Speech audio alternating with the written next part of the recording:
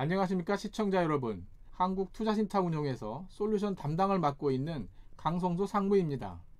한국투자신탁운용의 2025년도 장기자본시장 가정 LTCMA를 소개해드리게 되어 반갑습니다. 올해로 세 번째 장기자본시장 가정을 소개하게 되었는데요. 그동안 얼마나 익숙해지셨는지 모르겠습니다. 한국투자신탁운용은 2023년도부터 1월 달에 장기자본시장 가정을 업데이트해 왔습니다. 이를 바탕으로 설계된 TDF와 같은 글로벌 자산배분 펀드들이 지난 2년 동안 우수한 성과를 나타내고 있어 보람을 느끼고 있습니다. 전체적인 내용은 2025년도 CMA를 요약하고 난 후 CMA를 응용하여 의사결정에 활용하는 사례를 소개해 드리겠습니다.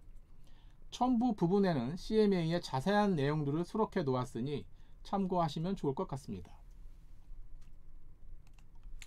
먼저 2025년도 CMA 요약 부분입니다. 저희의 투자 철학을 말씀드리겠습니다.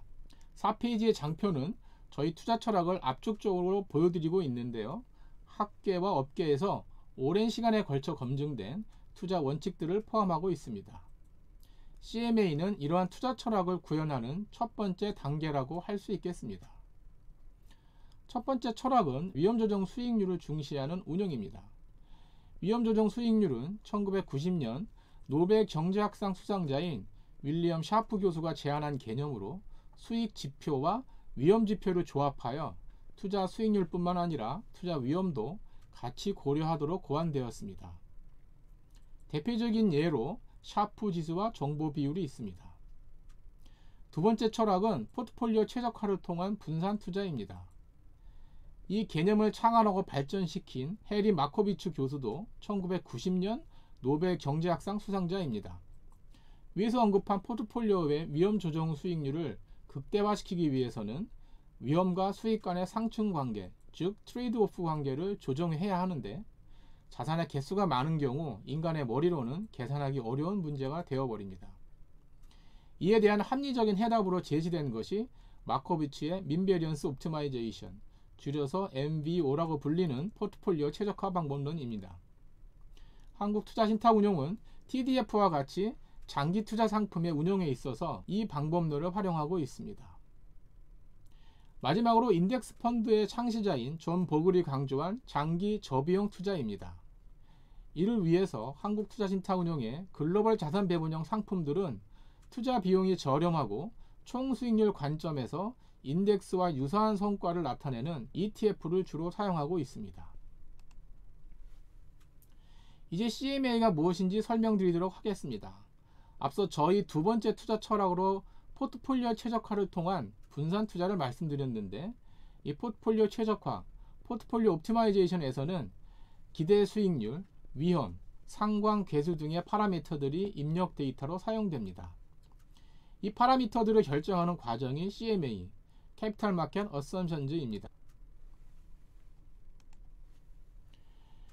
2025년도 CMA에 사용된 주요 과정을 말씀드리겠습니다.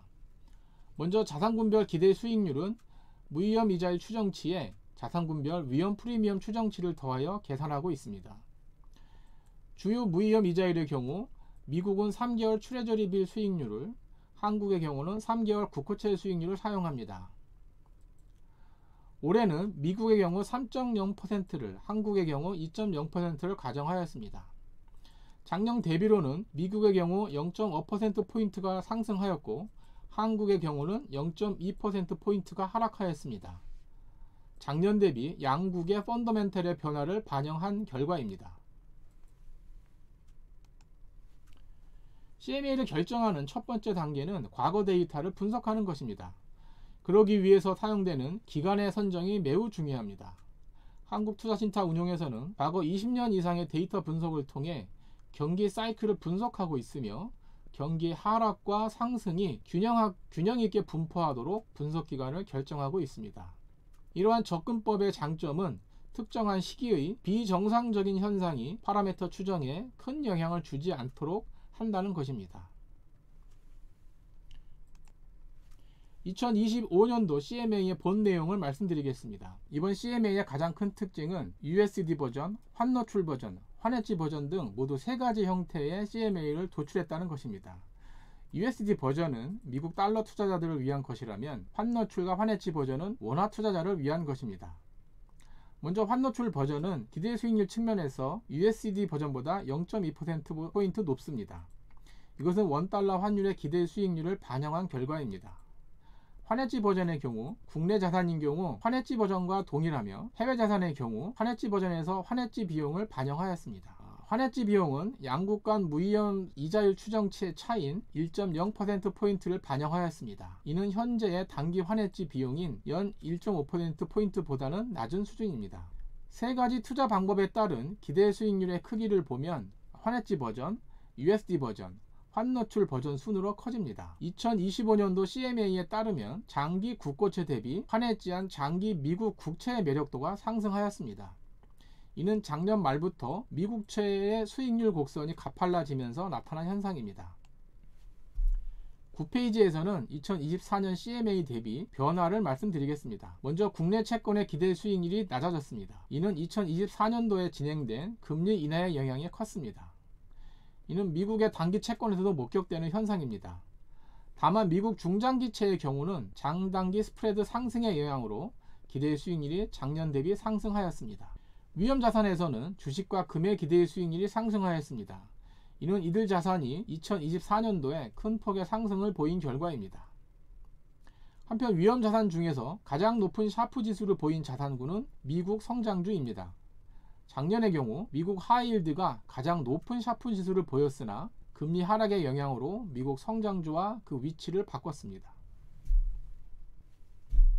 페이지에서는 2025년도 CMA의 의미에 대해 말씀드리겠습니다.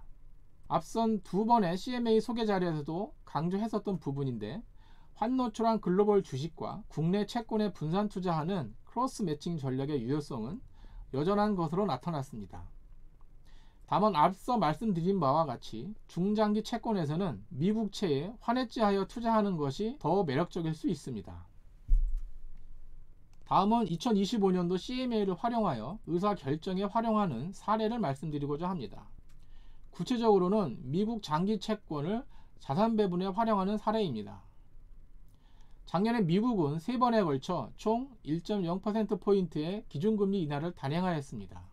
이 과정에서 미국 국채의 수익률 곡선은 가팔라졌는데 이런 트럼프 미국 대통령의 선거 승리 영향과 미국의 양호한 경기 상황 때문이었습니다. 12페이지 우측 하단을 보시면 환해지한 10년 만기 미국 국채, 환노출한 10년 만기 미국 국채, 10년 만기 국고채로 구성된 채권 포트폴리오와 미국 성장주를 섞어서 11%의 위험을 갖는 포트폴리오들이 예시되어 있습니다. 최적 포트폴리오는 케이스 4가 되겠는데 케이스 1, 2, 3는 채권을 각각 환해지한 10년 만기 미국 국채, 환노출한 10년 만기 미국 국채, 10년 만기 국고채에만 투자하는 경우입니다. 케이스 1과 케이스 4의 기대 수익률이 0.01% 밖에 차이가 나지 않는 것을 확인하실 수 있습니다. 결과적으로 환해지한 10년 만기 미국 국채에만 투자한 것으로도 최적 포트폴리오와 유사한 결과를 낼 수 있다는 것입니다. 이상 오늘 준비한 내용은 모두 말씀드렸습니다. 마지막으로 오늘 핵심 내용을 정리한다면 원화 투자자에게는 해외 주식과 국내 채권을 조합하는 크로스 매칭 얼로케이션 전략이 적당하며 특히 해외 주식 투자는 환노출을 하는 것이 유리하다는 것입니다. 올해의 경우 중장기 채권 투자에 있어 국내 채권 대비 환해지한 미국 채권의 매력도가 상승했다는 점도 강조드렸습니다. 지금까지 한국투자신탁운용 2025년도 CMA 소개 영상을 시청해 주셔서 감사합니다. 본 영상이나 같이 공개된 프레젠테이션 자료에 대한 문의는 솔루션 전략부나 연금 마케팅부로 해주시면 감사하겠습니다.